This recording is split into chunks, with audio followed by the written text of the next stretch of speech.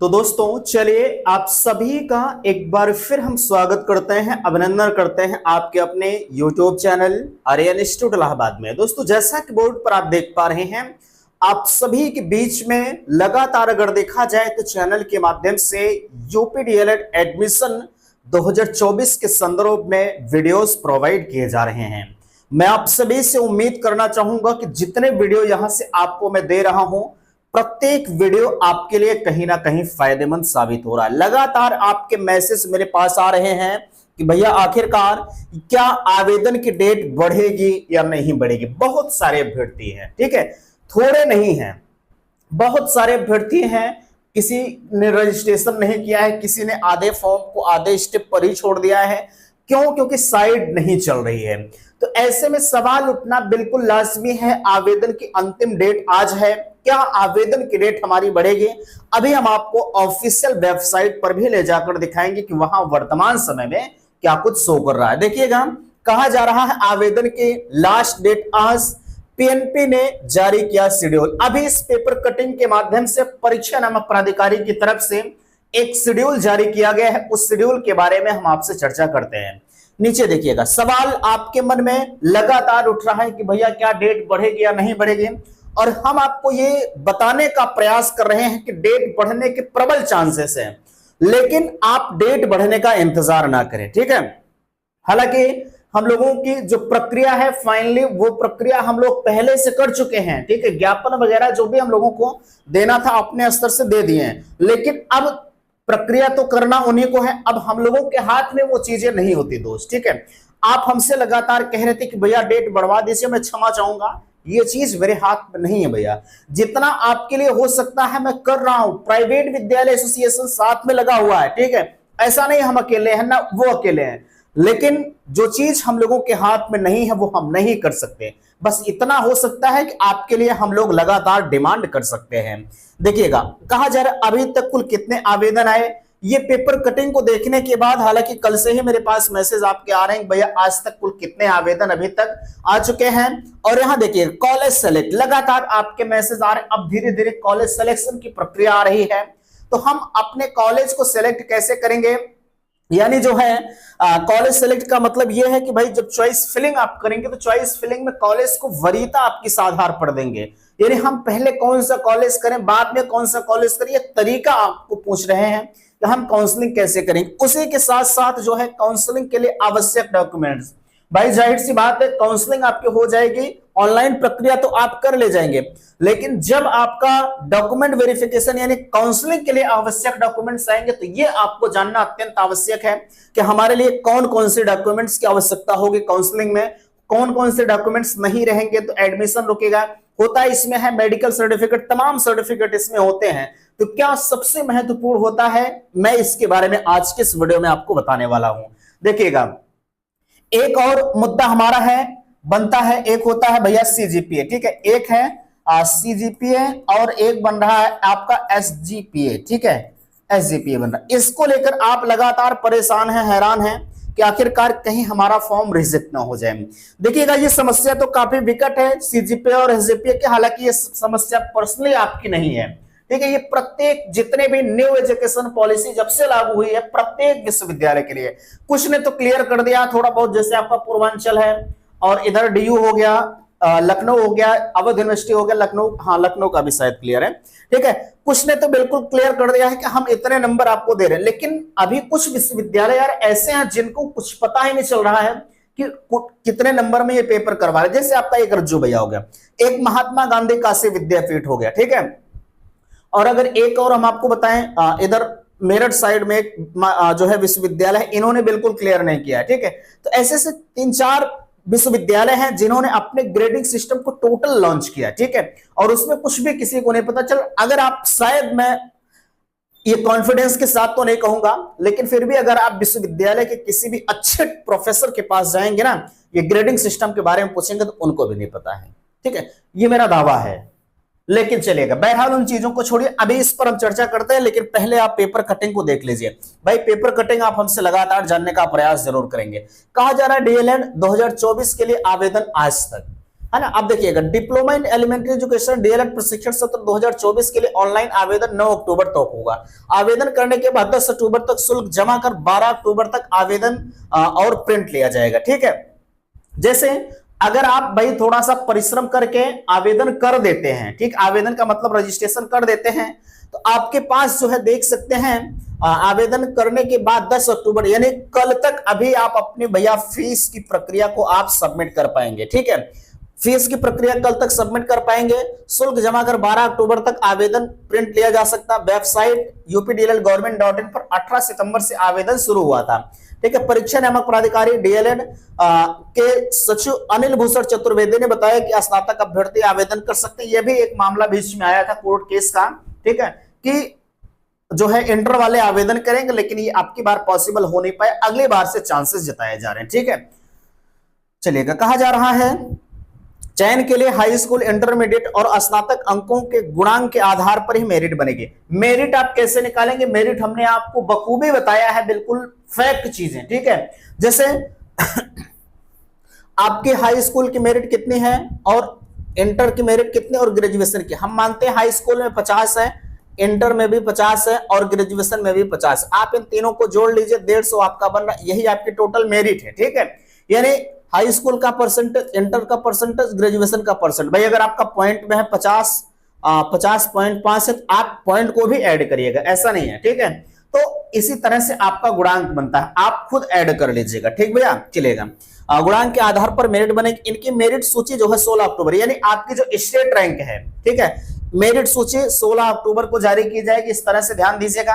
अभी हम डेट बढ़ने पर चर्चा कर रहे हैं, पहले इस चीज को आप देख लीजिएगा। ठीक है, आगे आपसे कहा जा रहा है 17 से 30 अक्टूबर तक जो है काउंसलिंग और विद्यालय आवंटन होगा। ये फर्स्ट फेज का है कि 16 अक्टूबर को आपकी जो है स्टेट रैंक जारी कर दिया जाएगा और 16 अक्टूबर को रैंक जारी करने के बाद शेड्यूल आपका आ जाएगा। अब कितने रैंक से कितने रैंक तक इसमें काउंसलिंग करेंगे, ठीक है, इसके बारे में हम आपको बताएंगे। आपको 1% भी परेशान नहीं होना। ठीक है, सारी फैक्ट सूचनाएं हम आपको प्रोवाइड करेंगे। चलिएगा आगे देखिएगा, कहा यहां जा रहा है कि विद्यालय आवंटन होगा 13 नवंबर को। प्रथम चरण के अभ्यर्थियों के प्रमाण पत्रों की जांच करके जो है प्रवेश दे दिया जाएगा। कब से? 17 से जो है 30 अक्टूबर तक आपकी काउंसलिंग होगी। 13 नवंबर को प्रथम चरण यानी 13 नवंबर तक जितने भी अभ्यर्थी फर्स्ट फेज में एडमिशन लिए रहेंगे सभी को एडमिशन ये दे देंगे। ठीक है, आगे कहा जा रहा है द्वितीय चरण की काउंसलिंग 20 नवंबर से 1 दिसंबर तक होगी। ये दूसरे चरण की काउंसलिंग, अभी तो आपके बीच में पहला और दूसरे चरण का जिक्र किया गया है, थर्ड फेज का कहीं जिक्र भी नहीं है। ठीक है, मैं आपको बताऊंगा। आगे कहा जा रहा है 10 दिसंबर तक द्वितीय चरण की प्रक्रिया पूरी करके 12 दिसंबर से प्रशिक्षण की शुरुआत हो जाएगी। ठीक है, कब से? 12 दिसंबर से प्रशिक्षण की शुरुआत की बातें इसमें कही गई है। अब एक पेपर कटिंग और है, थोड़ा सा उसको भी आप देख लीजिए। ठीक है, देखिएगा, ये भी इसमें बहुत ज्यादा कुछ खास तो नहीं लिखा गया है, बट यहां देख लीजिए। डीएलएड प्रवेश आवेदन आज तक उत्तर प्रदेश जो है प्राथमिक और उच्च प्राथमिक विद्यालयों में सहायक अध्यापक भर्ती के लिए अनिवार्य diploma in elementary education DElEd या पूर्व में बीटीसी 2,33,350 सीटों पर प्रवेश के लिए ऑनलाइन आवेदन बुधवार तक लिए जाएंगे। परीक्षा नामक प्राधिकारी कार्यालय की वेबसाइट पर बुधवार तक आवेदन किए जाएंगे और गुरुवार तक फीस जमा होगी। आवेदन पूर्ण करते हुए प्रिंट लेने की अंतिम तिथि 12 अक्टूबर है। आवेदन के मेरिट के आधार पर स्टेट रैंक जो है वो 16 अक्टूबर को जारी होगी। तो यहाँ पर आपने देख लिया जो है 16 अक्टूबर तक आपकी मेरिट लिस्ट जारी करने का जिक्र किया गया। अब सवाल जो आप कर रहे थे कि क्या डेट हमारी नहीं बढ़ेगी, देखिएगा डेट बढ़ने के अभी मैं आज भी कह रहा हूं आपसे, ठीक है, प्रबल चांसेस हैं। क्यों? क्योंकि हम लोग लगातार इसलिए लगे हुए हैं, है ना, डेट आपकी बढ़े। लेकिन ध्यान दीजिएगा, मैं आज भी ये नहीं कहूंगा कि दोस्त आप डेट बढ़ने का इंतजार करें। क्यों नहीं कहूंगा? क्योंकि अभी आप इंतजार करें, हो सकता है रेयर केस में, मैंने कहा आपसे, हम लोगों को जो कर्तव्य है उसका निर्वहन कर रहे हैं। ठीक है, बाकी डेट बढ़ाना घटाना वो तो उनका काम है। ठीक है, वो अपने हिसाब से करेंगे। ठीक है, उनको जिस तरह से टाइम रहेगा, जैसे रहेगा, ठीक है, वो अपने हिसाब से मैनेज करेंगे। बाकी जो भी प्राइवेट विद्यालय वाले होते हैं भाई, वो तो चाहते हैं कि डेट बढ़ जाएगी तो आवेदन हो जाएगा, वो तो अपने स्वार्थ में लगे रहते हैं। ठीक है, लेकिन भाई जब सब कुछ जिसे करना, जैसे परीक्षा नामक प्राधिकारी को संपूर्ण प्रोसेस इन्हीं को करवाना है, ठीक है, तो ऐसे में वो अपने हिसाब से ही काम करेंगे। ठीक है, लेकिन आज भी मैं कह रहा हूं प्रबल चांसेस हैं। हालांकि जब तक कोई ऑफिशियल नोटिस उधर से नहीं जारी हो जाती तब तक हम सारी चीजों का खंडन करते हैं, है ना। आप इंतजार करिएगा, शाम तक अगर डेट बढ़ना होगा, ठीक है, तो 100% आपकी नोटिस आ जाएगी। हालांकि अभी दोपहर में भी क्लियर करने के लिए हम लोग यहां पर जाएंगे, तो जब वहां पर पहुंचा जाएगा तो हम आपके बीच में आपको इन्फॉर्म करेंगे उस समय भी, ठीक है। तो जैसा भी होगा आप चैनल पर बने रहिएगा, ठीक भैया। चलिएगा, डेट बढ़ने का आप प्लीज इंतजार ना करें। अगर आप रजिस्ट्रेशन आज कर देते हैं तो आपके पास आवेदन या फीस जमा करने का जो अंतिम मौका है वो अभी कल होगा, ठीक है। चलिएगा, अभी तक कितने अभ्यर्थियों ने आवेदन किया इसका आंकड़ा दोस्त अभी किसी के पास नहीं है, ठीक है। अगर इसका आंकड़ा आएगा तो बिल्कुल हम चैनल के माध्यम से आप सभी को इन्फॉर्म जरूर करेंगे।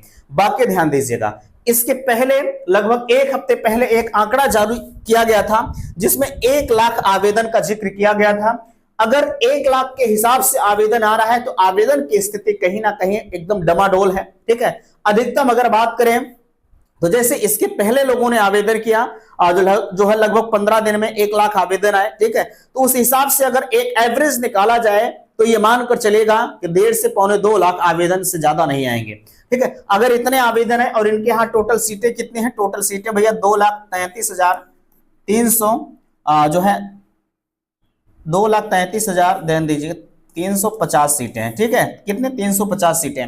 तो अगर इस इतने सीटों के सापेक्ष अगर 1 लाख 1.5 लाख 2 लाख आवेदन है तो यार स्थिति बिल्कुल भयावह है, ठीक है। तो इसलिए इस चीज को देखते हुए, साइड मेंटेनेंस को देखते हुए, साइड आपकी पिछले कई दिनों से नहीं चल रही, इन सभी को मद्देनजर देखते हुए हम लोगों ने अवगत कराया है वेबसाइट चाहे 10 दिन के लिए बढ़ाई जाए लेकिन बढ़ाई जाए। अब फिलहाल के लिए मैं फिर आपसे कह रहा हूं, आप इंतजार मत करिएगा, जो है जब तक कोई नोटिस नहीं आ जाती तब तक ये नहीं कह सकते कि डेट बढ़ेगी, ठीक है। लेकिन प्रबल चांसेस है। आवेदन के संदर्भ में इसका भी कोई आंकड़ा नहीं, ये आंकड़ा सिर्फ पीएनपी के पास है। बाकी जब उस कोई आंकड़ा आएगा तो बिल्कुल हम चैनल पर आप सभी को बता देंगे। बाकी यहां देखिएगा, कॉलेज सेलेक्ट कैसे करेंगे। कॉलेज सेलेक्ट का जहां तक सवाल है मैंने आपको बखूबी बताया है। अगर मेरे हिसाब से आपने उस वीडियो को देखा होगा तो आपके प्रत्येक डाउट्स भी भैया क्लियर हो गए होंगे, ठीक है। चलेगा, ध्यान दीजिएगा, अगर हम आपको बताएं कॉलेज सिलेक्शन की प्रक्रिया कैसे होती है, जैसे काउंसलिंग प्रक्रिया आप हमसे पूछ रहे थे कि हम काउंसलिंग को कैसे करेंगे।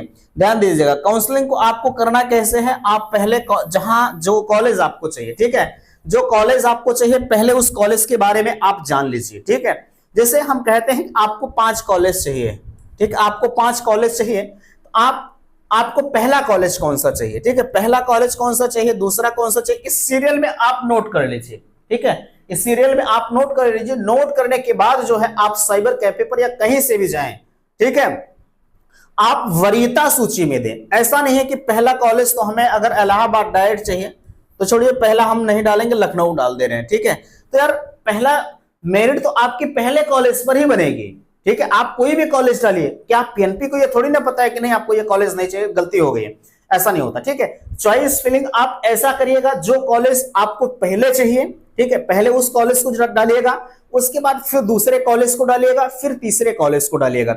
यानी वरीयता सूची पहला आपको चाहिए, चलिए पहला हमें नहीं मिला दूसरा मिल जाएगा, ठीक है, दूसरा नहीं मिलता तीसरा मिल जाएगा तो भी ठीक है। इस तरह से आप कॉलेज का सेलेक्ट करिएगा, ठीक है। बाकी आप हमसे ये कह रहे थे कि जैसे रेयर केस में हम एक ही कॉलेज को सेलेक्ट करते हैं, ठीक है। अगर हम चलिए हम एक के कॉलेज को डालेंगे, अगर ये कॉलेज हमको मिलता है तो ठीक है, नहीं तो नहीं करेंगे। ध्यान दीजिएगा, जो आप 5,000 रुपए का पेमेंट किया है वो नॉन रिफंडेबल है, आपका रिफंड नहीं होगा, ठीक है। इसलिए अगर आपको करना होगा तो चलिए ठीक, आप फर्स्ट फेज में जो है एक कॉलेज को लॉक करिए, दूसरे में एक कॉलेज को लॉक करिए, कोई दिक्कत नहीं। लेकिन जब सेकंड फेज की बारी आए तो आप वहां अधिकतर कॉलेज को सेलेक्ट करिए, क्योंकि अगर नहीं करेंगे तो आपका ये 5,000 रुपया भी जमा हो जाएगा और आपका एडमिशन भी नहीं होगा, ठीक है। इसलिए इस चीज को आप ध्यान दीजिएगा। बाकी एक बात और मैं बताना चाहूंगा, आप ये हमसे कह रहे थे कि चलिए अगर हमें कॉलेज मिल जाता है और हो सकता है कि रेयर केस में दिमाग बदल जाए, हम उस कॉलेज में एडमिशन ना लें, ठीक है, तो जो आपने 5,000 रुपया साफ सीधी एक बार जमा किया वो आपका जब्त कर लिया जाएगा, ठीक है, वो आपको रिफंड नहीं होगा। अगर आप चाहें हम कॉलेज को बदल लें, आप दोबारा से पेमेंट 5,000 का करेंगे तब जाके आप उस दूसरा कॉलेज ले पाएंगे या काउंसलिंग प्रक्रिया में भाग पाएंगे। तो ऐसे में मेरे हिसाब से 5,000 रुपया नाजायज करना बेकार है, ठीक है। आप अपने हिसाब से कॉलेज को बिल्कुल देख लीजिए कि हमें यही कॉलेज चाहिए, तब जाके आप फाइनल सेलेक्ट करें, है ना। तो नहीं तो भाई 5,000 रुपया चला जाएगा, कोई फायदा नहीं होगा। 5,000 रुपया बड़ी मेहनत से कमाया जाता है, ठीक भैया। इसलिए इस चीज को आप बखूबी ध्यान दीजिएगा। हम बात करते हैं फॉर्म रिजेक्ट का। देखिएगा, बहुत सारे अभ्यर्थी ऐसे हैं जो सीजीपीए और एसजीपीए को लेकर परेशान, उनका कहना है कि हमने पूर्णांक प्राप्तांक गलत कर दिया। अब देखिए, अब चाहे आपने गलत कर दिया चाहे सही कर दिया, है ना, अब कुछ होगा नहीं। अगर आवेदन की डेट बढ़ती है तो आप दोबारा से आवेदन कर सकते हैं, ठीक है। अन्यथा की स्थिति में जैसे अगर एक आग 2 नंबर 4 नंबर का अंतर है तब तो ठीक है, लेकिन किसी किसी का 3600 पूर्णांक है भैया, उन्होंने 1800 पूर्णांक डाला है, ठीक है, उन्होंने 1800 पूर्णांक, ये तो सरेआम गलत है यार, ठीक है। ये कभी आपका सही हो ही नहीं सकता। 100% आपका फॉर्म रिजेक्ट होगा तो होगा, और कहां से होगा, कॉलेज से एडमिशन आपका हो जाएगा, लेकिन रिजेक्ट तो आपका जो है डायरेक्ट से होगा, ठीक है। ये कंफर्म चीज है, मैं बता रहा हूं, क्योंकि मैंने एक ऑफिशियल नोटिस आपको दिखाया था, ऑफिशियल पेपर कटिंग था। पिछली बार की बात करें 2023 की, तो 2023 में, ठीक है, 2023 में भैया जितने अभ्यर्थी थे, ठीक है, 2023 में जितने अभ्यर्थियों ने गैस करके मार्किंग किया था और उनके पूर्णांक प्राप्तांक अलग अलग आए थे, समस्या उनको लिए हो गई थी। पहला सेमेस्टर का एग्जाम भी दे दिए थे, बाद में उनका अभ्यर्थन निरस्त कर दिया, क्योंकि आपने उन्हें डाटा दिया है या आपने उन्हें एफिडेविट दिया है कि अगर हमारे डॉक्यूमेंट्स में किसी भी प्रकार की त्रुटियां पाई जाती है तो हमारा आवेदन आप स्वतः निरस्त कर सकते हैं, मुझे कोई आपत्ति नहीं होगी। तो उसी आधार को लेकर आपका आवेदन निरस्त कर दे रहे थे, ठीक है। तो इसलिए आप समझ जाइए अभी से, ठीक है। अगर आवेदन की डेट बढ़ती है तो भैया आप कर लीजिएगा, बाकी अदरवाइज आप और लोगों से समझ सकते हैं, जितना नॉलेज मुझे है मैं आपको बता रहा हूं, ठीक है। चलिएगा, बाकी फॉर्म करेक्शन की कोई डेट आपके लिए नहीं आएगी। काउंसलिंग के लिए आवश्यक डॉक्यूमेंट्स कौन कौन से होंगे, डॉक्यूमेंट्स आप ध्यान दीजिएगा। पहला चीज तो आपका हाई स्कूल, इंटर और ग्रेजुएशन, ये तीनों मार्कशीट आपके पास कंपलसरी है, ठीक है, ओरिजिनल, ठीक है। ओरिजिनल अगर नहीं है तो फोटोकॉपी आपके पास होना चाहिए, आप कॉलेज से वेरीफाई करा लीजिए, ठीक है। ये चलिए ठीक है, ये तीनों आपके हो गए भाई। अभी जिनका ग्रेजुएशन इस वर्ष रहा होगा, कुछ लोगों की मार्कशीट नहीं, आप घबराइएगा मत, आपके पास जो फोटोकॉपी जो आपसे नेट से निकली होगी वो आप वेरीफाई करा लीजिए, आपका काम हो जाएगा। लेकिन अगर आपके मार्कशीट पर कुछ त्रुटियां हैं, ठीक है, जैसे लोग कह रहे हैं आरडी लिख कर आ रहा है या कुछ और लिख कर आ रहा है, बैक लगा हुआ है, तो आप आवेदन मत करिएगा, ठीक है। आवेदन करेंगे तो आप फंसेंगे, ठीक है। दूसरी चीज, मैं डॉक्यूमेंट्स की बात कर रहा था, उस हाई स्कूल इंटर ग्रेजुएशन हो गया, उसके बाद आपका स्टेट रैंक निकलेगी, रैंक कार्ड होगा, अलॉटमेंट रिजल्ट होगा, ठीक है, कॉलेज अलॉटमेंट रिजल्ट होगा। दूसरी चीज, जो आपने 5,000 रुपए का पेमेंट किया है वो रसीद होनी चाहिए, ठीक है, वो रसीद साइबर कैफे वाले आपको देंगे, ठीक है। ये जो 10,000 रुपए आप जमा करेंगे ये आपके फीस में ऐड होगा, ठीक है। और जो होना चाहिए, मेडिकल सर्टिफिकेट होना चाहिए, प्रोविजनल होना चाहिए, ठीक है।